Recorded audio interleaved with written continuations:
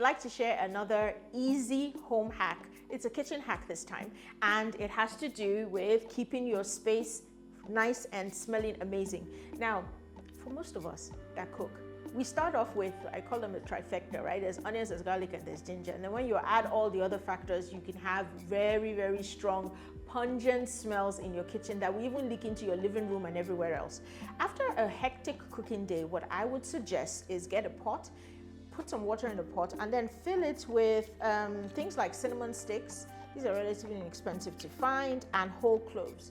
You can put that in the pot, you can add vanilla extract, you can add essential oils, but my favorite combination is the cinnamon sticks and the cloves in a pot with water, and then boil it for 10 minutes or so. Leave the lid off the pot and then turn the heat down.